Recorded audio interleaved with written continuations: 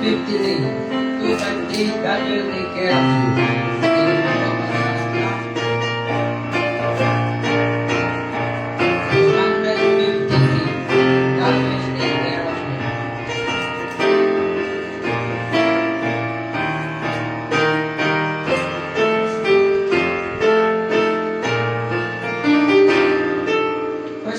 Ready, steady.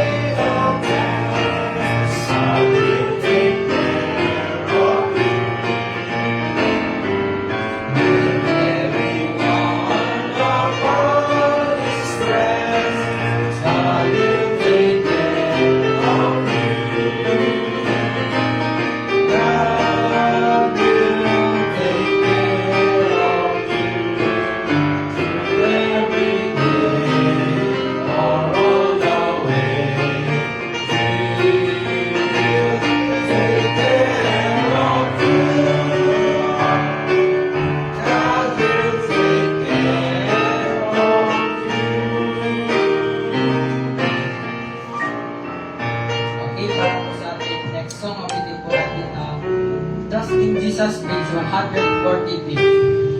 Page 143. Trust in Jesus.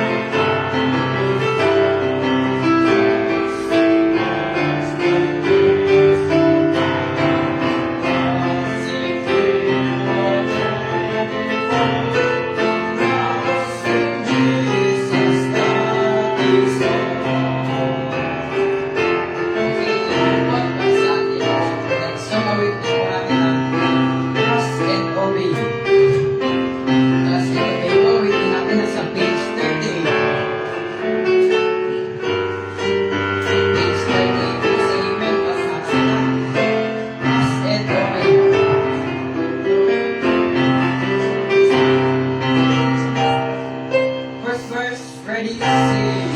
When we walk with the Lord, in the light of His word, like the morning sheds on our way.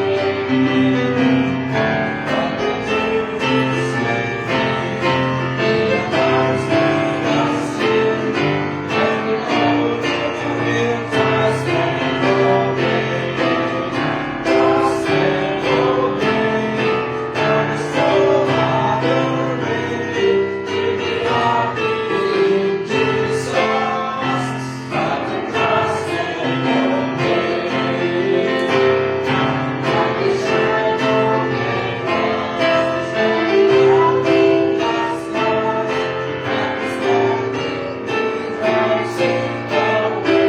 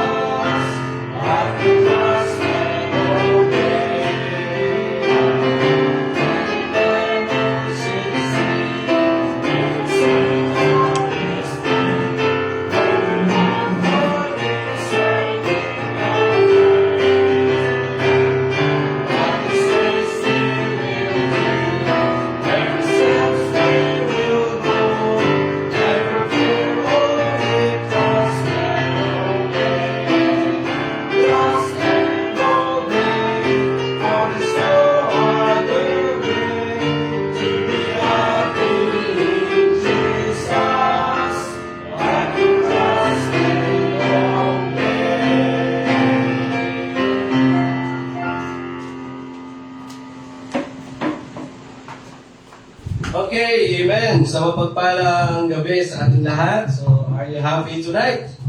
Amen. Purihin ang Diyos. Buksan natin ang ating mga Biblia para sa ating pagbabasa ng salita ng Diyos. Buksan natin sa Matthew chapter 26. So, isang mapagpalang gabi at welcome sa ating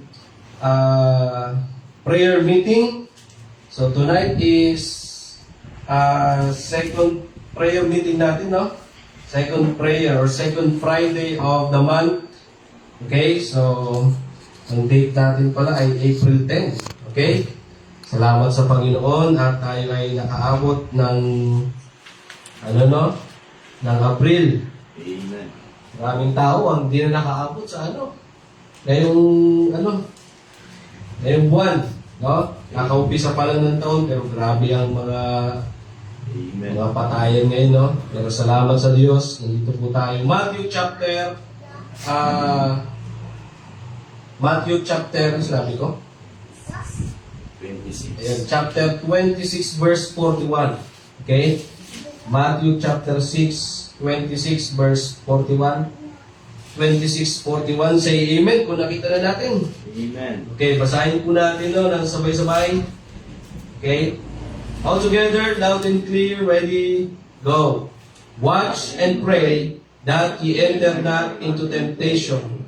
The spirit indeed is willing, but the flesh is weak. So the title of God's message tonight ay nandiyan sa verse 41, Watch and pray. Okay, tayo manalangin. Ama naming Diyos na makapangyarihan sa lahat, Panginoon, salamat po sa gabi ito. Salamat, Lord, na kami po ay muling nagka-tipon-tipon para sumamba sa inyo sa Espiritu at sa katotohanan. At patuloy po namin dalangin na ingatan niyo po ang bawat isa sa amin, sa mga kapatiran na wala ngayon. Lord, kung ano man ang kanilang pinagdadaanan ay ingatan niyo po sila. And maybe next services ay muli po namin silang makasama. At sa mga nandito ngayon, Lord, pagpalain niyo po ang aming pagsamba sa inyo sa aming oras ng pananalangin.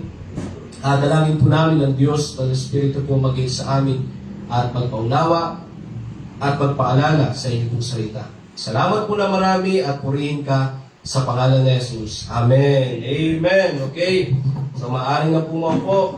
At dyan din sa live, sa mapagpalang gabi sa ating lahat. Salamat sa Panginoon. Okay, so dito mga kapatid sa ating binasa, dito sa Matthew chapter 26, okay, verse 41. So alam natin na ang kwento dito ay patungkol sa pagpaplano sa mararanasan ng ating Panginoong Kristo.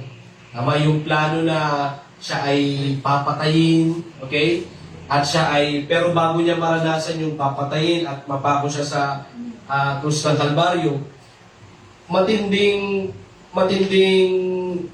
pangyayari ang kanyang kakaharapin. Okay? At ang pinakamasakit diyan, yung merong may magkakanulo ba yun? Yung ang tawag doon? Betray. Ano sa Tagalog ng betray? Yung tawag doon? Alimutan ko ulit. Yun, may magtatraidor sa kanya. At kilala natin yun kung sino yun. Si Judas, di ba? Ibinenta ni Judas ang Panginoong Kristo sa 30 pieces of silver. Pero sabi nga nila yung presyo ng 30 pieces of silver, hindi yung presyo ng Panginoon, presyo ni Judas yun, di ba? Kaya nga nung grabe ang konsensya din ni Judas noon, di ba? Pero huli na ang lahat. Okay, so, pero bago mangyari na dakipin ng Panginoon, nanalangin muna siya. Yung sinabi dito sa verse 36, sabi dyan, Then cometh Jesus with them unto a place called Gethsemane, and said unto the disciples, Sit ye here while I go and pray yonder.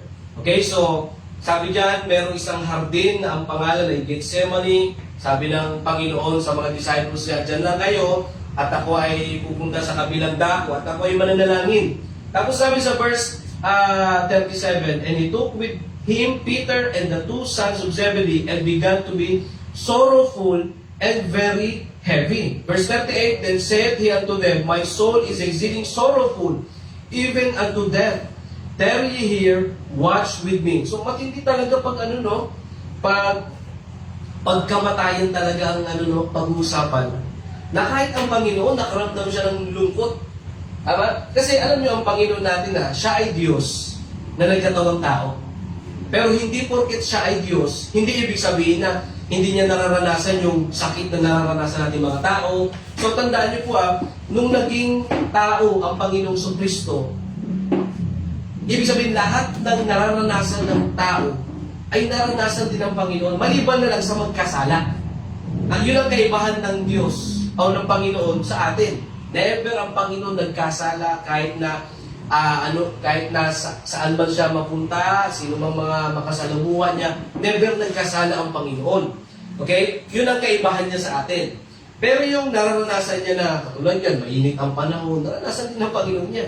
At lalong-lalo na, yung sakit na maramdaman niya. Okay? Kaya nga, alam ng Panginoon, all-knowing ang Panginoon natin Alam ng Panginoon yung sakit na mararamdaman niya. Kaya, natural talaga na makakaramdam ng paglungkot sa sarili. Okay? Parang ito yung mga, halimbawa sa panahon natin ngayon, di ba may mga bansa na maakusahan ng parang death penalty? Di ba? Ano kaya pakiramdam nun, na maakusahan ka na death penalty?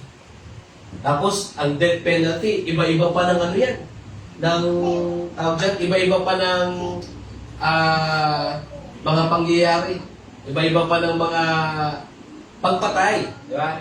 Merong injection. Di ba? May ganon. Injection. Merong ano? Hangin yung ibibitay. Oo. Bigti talaga yan. Oo. Talagang makikita nila, tapos maghihisay talaga. Grabe, no?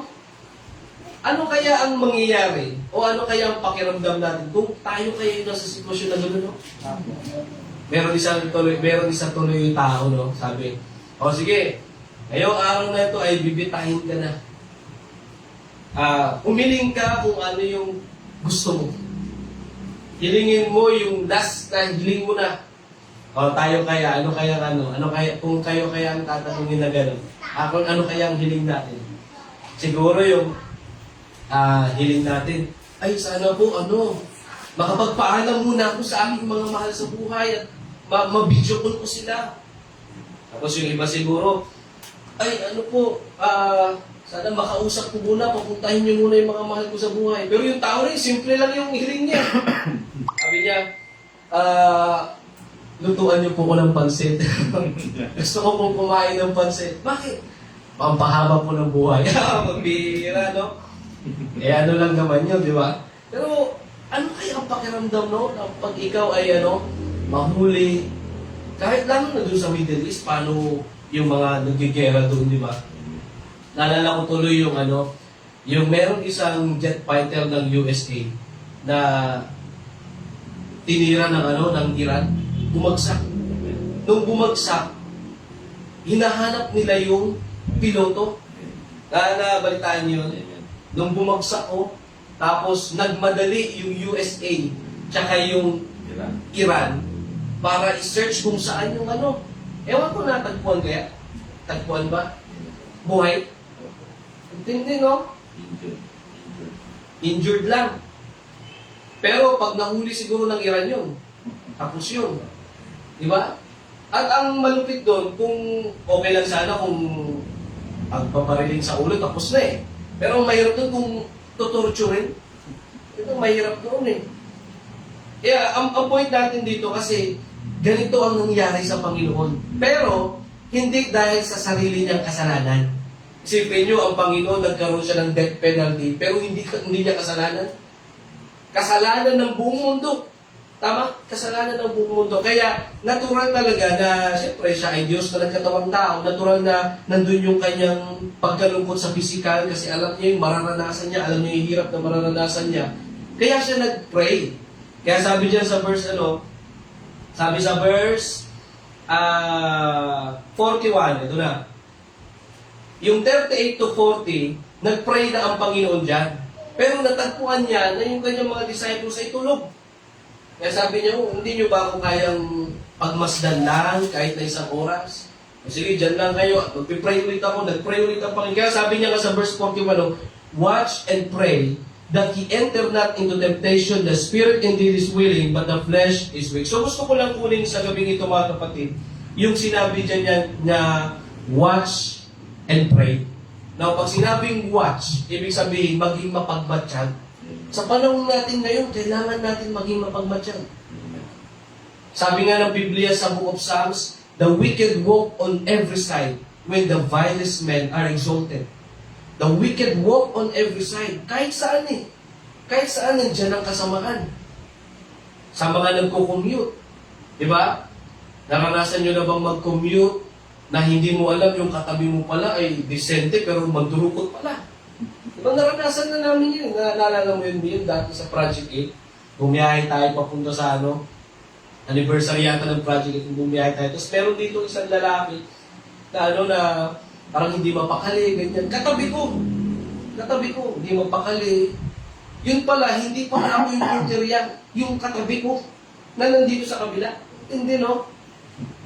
Grabe ang mga ganyan, no? Alam nila kung sino yung meron to.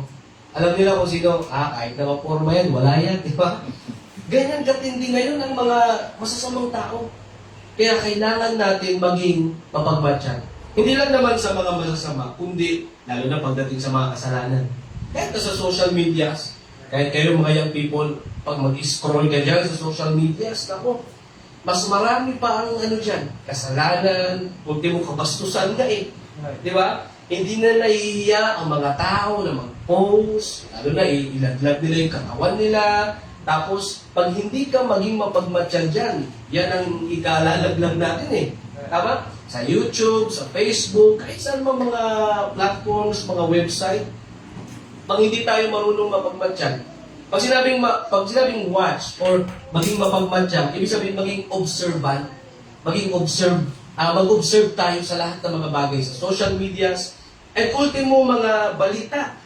Pag hindi ka maging mapagmatsyag sa mga balita, madadali ka ng mga fake news. Di ba? May fake news. Hindi pa lang kung totoo naman yung bali-balita about sa presidente ngayon. Di ba na nasa hospital daw siya, nasa St. Luke's, tapos araw naman ng kagitingan. Holiday ba yun? Araw ng kagitingan? Nakarang araw. Pero meron silang ano ngayon, no? Ang celebration ba yun? Saan ba yun? Sa bandang norte ba yun? Araw ng kagitingan, di ba? Tapos may mga nagsasabi na, AI yan. Wala talaga dyan yung Pangulo. Ang totoo niyan, ang Pangulo ay nasa St. Luke's, ano sa kanyang sakit. Ang dami ngayong mga viral ngayon yan. Kaya yung baka Duterte, baka Marcos, lagi naglalaban ng lagi nagsasagupaan yan. Kaya di ba sabi ko sa inyo, lagi tayong tumingin sa instruction ng Biblia. Ang instruction ng Biblia, wala tayong magawa dyan, ipag-pray talaga natin sila. Amen? Kasi kapag tayo makikisali, hindi naman natin sila, kahit nasabihin pa natin yung side natin sa social medias, minsan, akala mo makakakuha ka ng mga tao sa kabilang panig. Hindi eh. Kasi more on debate yan eh. Didibatiin ka, ganyan. Magpo-post ka about sa ganito, didibatihan ka nila. Kaya mas mainam na lang na ipag-pray sila. Mas mainam lang na ipanalangin sila. Kasi yan naman ang instruction ng Biblia. Kaya kailangan maging mapagmatsyag tayo. Tapos, pagdating naman sa mga tao, malupit ngayon yung technology. Yung AI, hindi niyan. Ito yung bago naming biling cellphone, no? Punong-puno ng AI yan. Galing eh. No, yung AI na, may katabi kang tao, kaya niyang mapura. Tapos, meron namang AI na yung tao mismo ay kayang ilipat sa kabilang lugar. Grabe ang mga technology ngayon. At maski nga meron nga mga aktor o Hollywood actor yata yun na nagreklamo kasi nakita nila yung sarili nila sa isang palabas na bagong movie nila pero hindi naman sila yung gumawa. Pero sila yung karakter. Bagong movie to kami ang karakter dito yung pala ginamit yung mukha, AI. Tapos yung makita nyo yun sa balita, nag-viral din yan, mga nakarang buwan yata, na grabe yung pagkakopya ng mukha. Na akala mo ay hindi na akala mo totoo talaga eh.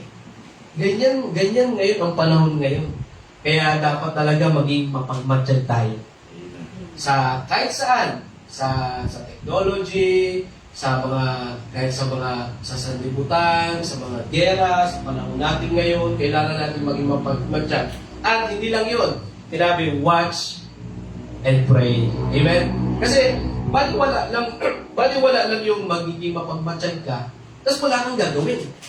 Di ba? Ibig sabihin, lahat ng mga nakikita natin dito, kailangan may response tayo. Now, sa lahat ng ating mga naobserbahan sa paligid natin, what must be our response? Ano talaga yung dapat response natin sa kabila ng mga naobserbahan natin sa panahon ngayon? Isa lang yung sinabi ng Panginoon, you pray. Amen? So mahalaga talaga ang panalangin lalo na sa panahon ngayon. So number 1, dalawa lang naman ito mga kapatid.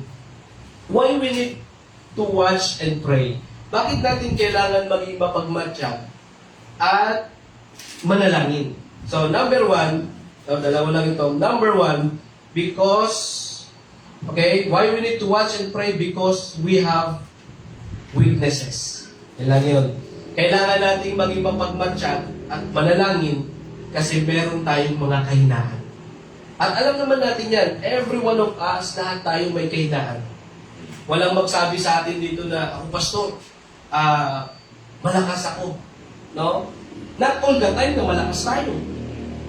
May panahon na nanghihina tayo, may panahon na malakas tayo.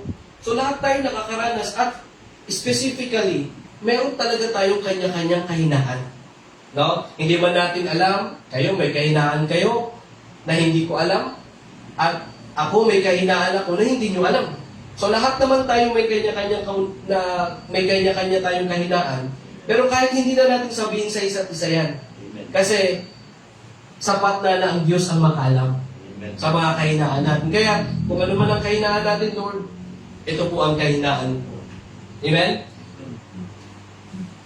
Ito po ang kahinaan po. At lahat tayo kanya-kanya ng kahinaan. Kasi sinabi dyan sa verse verse 41, yung kanina binasa natin. And watch and pray that ye enter not into temptation. The spirit indeed is willing, nakasunod, but the flesh is weak. So we have a weaknesses. Kaya pala sabi ng Panginoon na you need to watch and pray because the spirit is indeed is willing. Ang spiritual natin, gustong-gusto nito eh. Gustong-gusto nitong magsimba, gustong-gusto magbasa ng Biblia, gustong-gusto nitong manalangin. Pero ang laman natin, yung sinabi ng Biblia, the spirit, the flesh is weak. Ang laman natin, ang nature nito, ayaw nito sa gawain na makadiyos. Kaya nga, tignan nyo kapag gumawa ka ng mabuti, ibig sabihin, ang nanalo ay ang spiritual. Pero kapag nakagawa ka ng masama, ibig sabihin, ang nanalo ay ang laman. So lahat ng yan halimbawa, kanina umaga, pagising mo, nakapag-pray ka, nagpasalamat ka sa Panginoon. So ibig sabihin, ang nanalo yung spiritual. Walang puwang ang laman doon, kasi ang laman nga, ayaw na ayaw talagang gumawa. Kaya nga, di ba, nabasa natin nung Sunday School sa Galatians, ang dami ng bunga ng laman works of the flesh, ilan yun? 17. Tapos yung the fruit of the Spirit is, 8 ba yun? 9. Isa-isa yun. So, wala talagang nagagawang mabuti yung laman natin. At nature talaga ng laman natin na gumawa ng kasalanan. At galing tayo doon kasi bago tayo maligtas, kung ano talaga yung kahinaan natin, yun talaga yung lagi nating nagagawa. At mismo si Apostle Paul ang nagsabi, mga kapatid, na siya rin ay may mga kahinaan. Okay? And, bakit natin kailangan ipag-pray yan, Pastor? We have weaknesses. Pero bakit natin kailangan ipag-pray? Kasi ang Diyos ang kalakasan natin. Ang Diyos ang kalakasan natin. Psalm chapter 73. Look at your Bible in the book of Psalms. Psalm chapter 73, verse 26. Ayan. Psalm 73, verse 26. Ayan, sabi dyan, my flesh and my heart faileth, but God is the strength of my heart and my portion forever. Amen? My flesh and my heart faileth. Most of the times, our flesh faileth. Ano pa?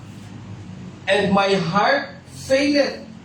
Pagdating sa puso, yung emotion natin, how many times na nag-fail yan Pero sabi ni David, but God is the strength of my heart. Amen? Kaya kung tayo ay nanghihina, marami tayong kahinaan, our strength is from the Lord. Amen? Ang ating Panginoon, siya ang ating kalakasan. Okay, tapos sabi pa dyan sa 2 Corinthians. 2 Corinthians chapter 12. 2 Corinthians chapter 12. At proven talaga ni Apostle Paul na may kahinaan. Kasi mismo siya nagsabi na meron siyang mga gustong gawin na hindi niya nagagawa. Okay? Pero basahin muna natin yung 2 Corinthians chapter 12, verse 8 to 9. Okay? 2 Corinthians chapter 8. Chapter 12 pala, no? 2 Corinthians chapter 12, verse 8 to 9. So ito naman, yung time na si Paul ay merong sakit. Meron siyang kahinaan. Sabi dyan sa verse 8, "For this thing, I besought the Lord thrice." Sipin nyo, no? He besought the Lord thrice. Ibig sabihin, nanalangin siya ng 3 beses. That it might depart from me. Pag binasa nyo yung patras, ang kwento po niyan, si Apostle Paul ay merong sakit. At ang dahilan, ang sabi niya, ang diablo ang nagbigay ng kanyang karamdaman. So base sa mga scholars, wala naman nakalagay dyan kung anong sakit ni Paul eh. Pero base sa mga scholars, ano daw ito eh, kahinaan sa mata niya. Kumbaga parang malabo yata yung mata niya, no? Base sa scholars. Pero, wala naman tayong ebidensya kung yun pa talaga. Pero basta, merong nakalagay dyan na merong sakit itong si Apostle Paul. Sabi dyan sa verse 7, no? "And lest I should be exalted above measure through the abundance of the revelations, there was given to me a thorn in the flesh." Pag sinabing thorn in the flesh, sakit yun. Sakit. Parang tayo, nakakaramdam tayo ng sakit. Yan. Lagnat, ubo, mga ganyan sakit. Pero si Paul, may sakit din siya. O, walang nakalagay po dyan kung anong sakit ha. Pero base sa mga scholars, posibleng sakit daw ito sa mata. Okay? Tapos sabi dyan sa verse 8, "For this thing," o diba? Dahil sa kahinaan or dahil sa sakit niya na yun, anong sabi? "I besought the Lord thrice." Totoo po yan. Na kapag ang tao may sakit, ay doon ang tao mas kumakapit sa Panginoon. Amen? Totoo yan. Na ang dami ngayon, naalala ko tuloy yung naturuan natin dyan sa Purok 7, si Ate Lydia. Di ba, nabanggit ko sa inyo yun. Si Ate Lydia, meron siyang breast cancer. No? Tapos, ngayon, June, lumakas-lakas kasi eh. Natapos niya na rin yung niya, kasi weekly, halos binibisita namin yun. No? Pero hindi ko siya natuturuan ng mahaba kasi nasisense ko naman sa kanya na mabilis siya mapagod, di ba? Kaya pag dumadaan kami doon, kinukumusta ko lang siya saglit, tapos pinag-pray namin siya doon. Tapos lagi kong sinasabi sa kanya, "Ate Lydia, alam mo ba yung church natin, lagi kang pinag-pray. Tuwing prayer meeting, Ate Lydia, lagi ka namin pinag-pray." So ngayon ay nakatapos na siya ng radiation. Radiation, di ba kung ilang session, pero tapos niya na daw, medyo lumakas-lakas siya, nagkabuhok na. No? Pero alam niyo, ang nakita ko doon mga kapatid, mas nandun yung niya, yung umahawak siya sa himala, sa panalangin. Ganun ang tao. At kahit na ang tao, pag may mga problema, may mga sakit, mas lalong kumakapit ang tao sa Panginoon. Kaya nga sabi ni Paul, "For this thing, I besought the Lord thrice." 3 times a day siya nagpipray. Na tingnan niyo, anong sabi niya? "That it might depart from me." Ano yung pinagpipray niya na lalayo sa kanya? Yung thorn in the flesh. Ano yung thorn in the flesh? Yung sakit niya. Amen? So, totoo po yan. Nung nagkasakit si anak, iba din ang prayer namin. Diba, nung nagkasakit si anak, parang halos gusto mo nang gusto mo nang tumuhan at pagpatira pa. Iba talaga kapag nasubukan nyo na yun, pag may mga problema, iba ang prayer mo pag may problema eh. Sa prayer na walang problema. At minsan talaga, inaano talaga ng Diyos na maraming problema para mas kumanda yung fellowship natin sa Panginoon eh. Kasi the more na may problema, the more na kumakapit, the more na tumatawag tayo sa Panginoon. Pero pag walang problema, lagi kong sinasabi sa inyo yung nangyari sa yung Yolanda, daming namatay dun sa sa Lady ba yun? Sa bandang Noong walang ganyan, ang mga tao doon sanay sa bisyo, sanay sa sugal. Pero noong na-wash out sila, ang bukang bibig karamihan ng mga tao, Diyos ko, Lord, tulungan mo kami. Kahit nung naglindol, ganun ba yun yung malakas na lindol?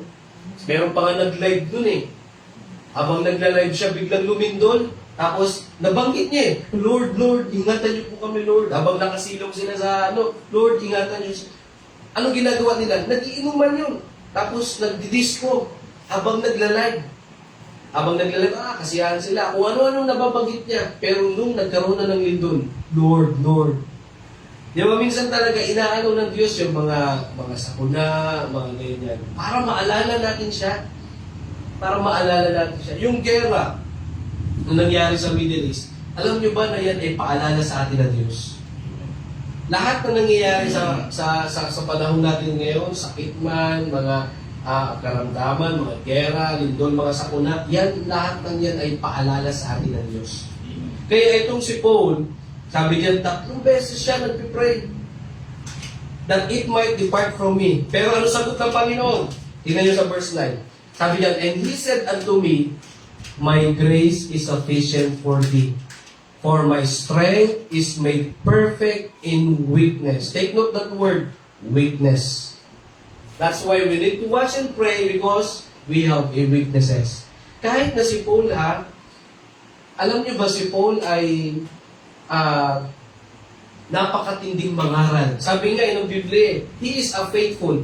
Yan ang title ni Paul The Faithful. Galing mo? Sabi niya, I have finished my course, I have kept the faith. Ganda. Pero ang tindi ng background dati ni Paul, persecutor siya. So lang pangalan niya natin. Pero ngayon, peacemaker na siya. At bumawi siya sa Panginoon, nangaral siya, napaka-faithful niya. Lahat yan sila may mga title. Si Paul ay fighter yan siya, no? Fighter and faithful. Kasi sinabi niya, I have kept the faith, I have finished my course, finisher din siya. Si Judas, anong title ni Judas? Traitor. Traitor. Tapos, yung the forsaker. Sino yung forsaker? Yung sinabi sabi ni Paul na having loved this present world. Si Dimas. Si Dimas. Diba sabi doon, si Dimas, iniwan niya ako, minahal niya yung sanlibutan. Kung sinunod niya yung puso ng sanlibutan, iniwan niya ako. The forsaker. Sino naman yung the disciple whom Jesus loved? Si John yata Si John. The disciples whom Jesus loved. Iba-iba yun sila ng title Pero tignan nyo itong si Paul, pag binasa niyo yung mga libro, ilan yung libro niyang nasulat? Ang dami sa New Testament. Very faithful. Pero tignan nyo naman, meron siyang sakit. Tapos nung nag-pray siya, hindi siya sinabihan ng Panginoon na, sige, pagagalingin kita. Walang sinabi ang Panginoon Ang sagot ng Panginoon sa kanya, anak, yung biyaya ko ay sapat na sa'yo. Sabi diyan, for my strength is made perfect in weakness. Sa kabila ng iyong kahinaan, ako ang iyong kalakasan. So nakita niyo yung sa kabila ng ating kalakasan, sa kabila ng ating kahinaan, Diyos ang ating kalakasan. Hindi mo magiging kalakasan ng Diyos kung wala kang kahinaan. Hindi mo magiging kalakasan ng Diyos kung ikaw malakas din. Diba? Kaya minsan inaalaw ng Diyos na may kahinaan ka, inaalaw ng Diyos na mahina ka para siya ang kalakasan mo. Parang yung mga yung mga cellphone kung yan ay laging fully charged, para saan pa yung charger niya? Para saan pa? Ganun din sa ganun din sa tao. Kung tayo ay walang iniinda, kung tayo ay okay ang lahat, para saan pang Diyos? Ganun lang kasimple, para saan pang Diyos? So, ibig sabihin mga kapatid, inaalaw ng Diyos na may kahinaan tayo para maranasan natin yung kalakasan ng Diyos. Para malaman natin kung ano ba yung kalakasan na nanggagaling sa Diyos. Diba? Kaya sabi niya, my grace is sufficient for thee, for my strength is made perfect in weakness. So, anong resulta nito? Sa kabila ng kahinaan ni Paul dahil sa kanyang sakit, anong resulta? He besought the Lord thrice. So, ang resulta nun, very prayerful itong si Paul. Amen? So, pero hindi naman ibig sabihin na porket wala tayong sakit, hindi na tayo magpipray. Ang totoo nga niyan, ang mas maganda niyan, kahit wala tayong na-experience, halimbawa, lalo na kayo mga young people, wala man kayong gaanong iniinda sa panahon ngayon, pero simulan nyo na ngayon pa lang magsipag kayo sa prayer. Kasi, minsan yun talaga yung binibigyan ng Diyos ng pagsubok pag nakikita niya parang paisi-isi na eh. Kapag itong anak ko, medyo parang isi-isi na. Ha? Bigyan nga natin ng pagsubok yan. Kapag binigyan ng pagsubok, para tayo parang magugulantang ka ba pag may mga pagsubok na. Pero salamat sa Panginoon na sa kabila ng ating kahinaan, siya ang ating kalakasan. Amen? Siya ang ating kalakasan. Sa panahon ngayon, pag nag-obserba ka sa panahon ngayon, nakakapanghina eh. Di ba? Lalo na pag nagtaas na ang mga bilihin. Di ba? Taas na ang mga bilihin na yung gasolina, mataas na. No? Dati yung 50 mo, pabalik-balik ka na sa bayan yan eh. Ngayon, 50 mo, isang balikan lang yan eh. Tapos, wala na naman. Tapos magpagas ka 50, parang tubig lang na nilagay eh. Hindi. Ngayon yata 96, 98. No? Doon sa inyo, medyo mura eh. Yung sa papunta kila Crisel. Ano yun? Aaron. Pag nagsundo ko doon kila Crisel, mura, 90 lang yata doon eh. Dito, 98. Hindi. Pero bariya lang naman yung Tapos pag manood ka pa ng balita, minsan, ang hirap din manood ng balita, no? Kaya minsan, ang ginagawa ko na lang, pag nag-YouTube, mag-search na lang ako ng mga gospel songs. Pakinggan, makinig ng mga positibong mga awit, di ba? Para magkaroon ka ng peace of mind. Pero kung puro balita, okay lang sana kung puro good news eh. Pero kung puro balita, mapa-gobyerno, mapa-health, lahat na nangyayari, puro karamihan bad news eh. Pag na-adapt mo yun, parang nakakapanghina. Di ba? At maapektuhan ka. Kaya ang mangyayari niyan, mawalan tayo ng gana. At lalo tayong manghihina. Pero salamat sa Diyos, siya ang ating kalakasan. Amen? Siya ang ating kalakasan. So, we need to watch and pray because we have weaknesses. And then last. Dalawa lang ito. We need to watch and pray because we have an enemy. Pero tayong kalaban. Sino yung kalaban natin? Ang Diablo. 1 Peter chapter 5. 1 Peter chapter 5. 1 Peter chapter 5.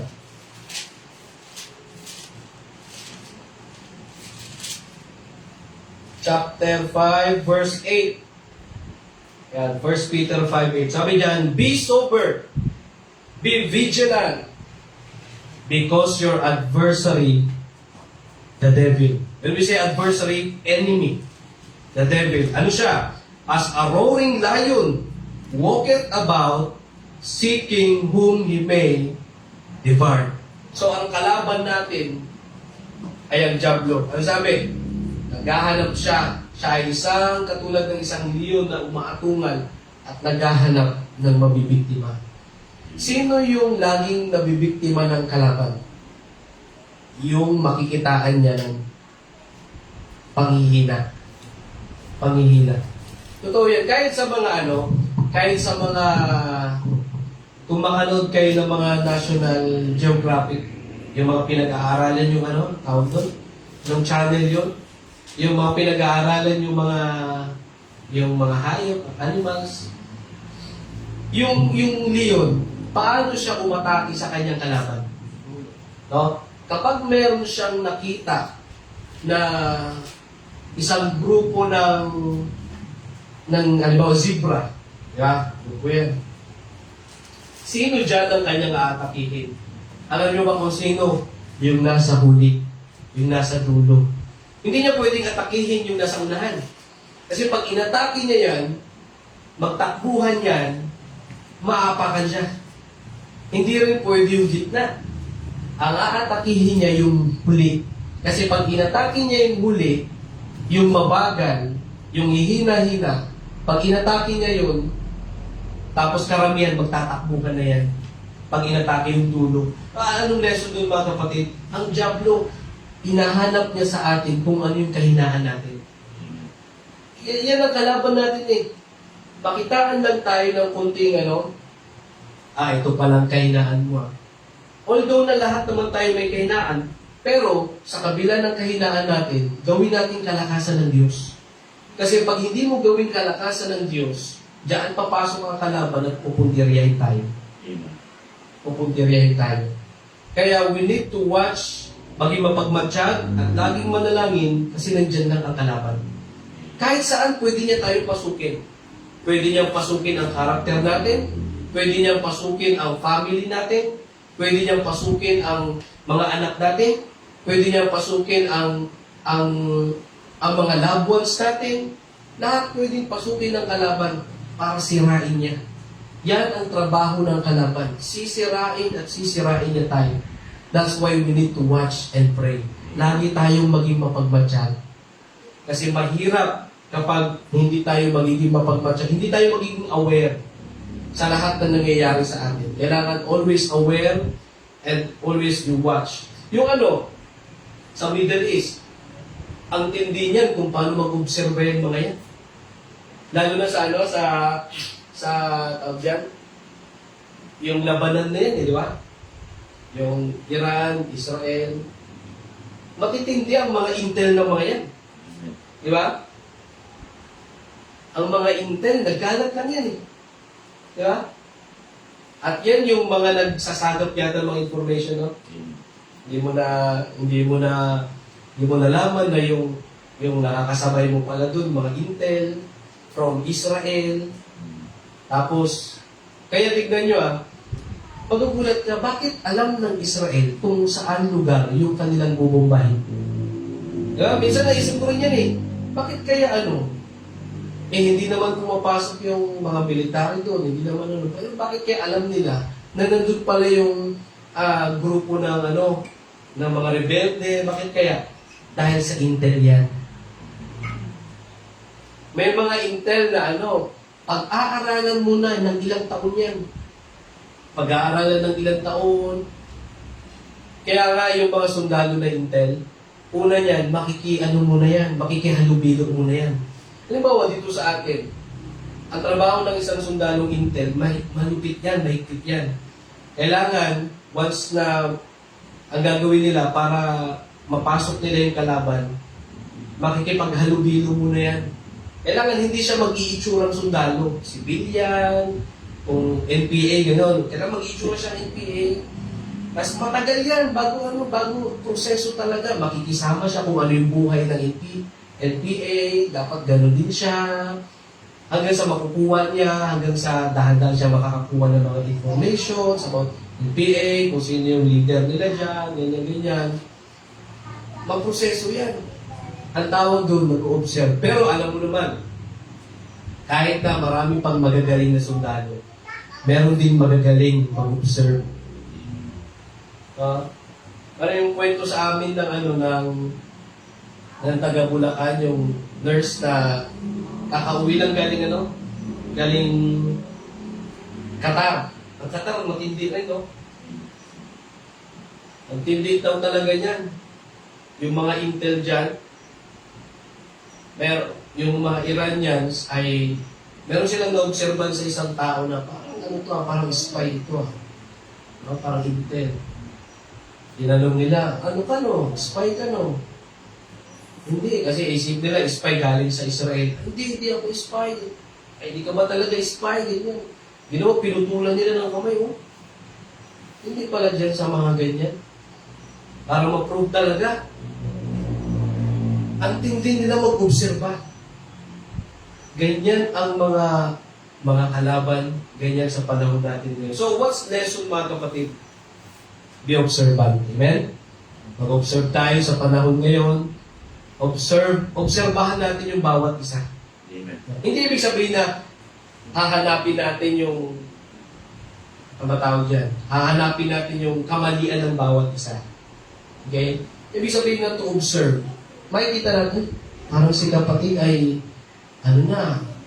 bihira na lang siyang magsimba. So, what you need to do? Ipagsasabi mo ba? Hindi. Next is pray. Amen? Na-observe ko si kapatid, parang, parang nanlalamig na. Parang once a week na lang siya Once a month na lang siya magsimba. Ipag-pray ko nga siya. Amen? Amen. Yung pagmatya, no? Obserbahan nyo kami mga pastor, kasi kami rin may kailangan. Sabi nga sa isang preaching a pastor is not a superman. Now, ang pastor hindi yan superman, may kailangan din kami. So, we need to watch and we pray for pastor. At ganoon din naman, magpanalanginan tayo bawat isa. Amen. Pray for one another kasi meron tayong kalaban at meron tayong kahinaan. Amen? Sa tayo manalangin, ang naming Diyos ay makapangyarihan sa lahat. Lord, salamat sa gabi ito. Thank you, Lord, for reminding us tonight. Salamat sa paalala. Ingatan niyo po ang bawat sa amin. Bless niyo po ang aming oras ng pananalangin sa pangalan ni Jesus. Amen. Amen. Salamat sa mensahe at time natin tumayo at mag-pray na tayo. Let us pray. So, pag-pray natin, okay na yung light, papatay natin. Okay na yung lights. Salamat sa Diyos. So, pag-pray natin, una sila,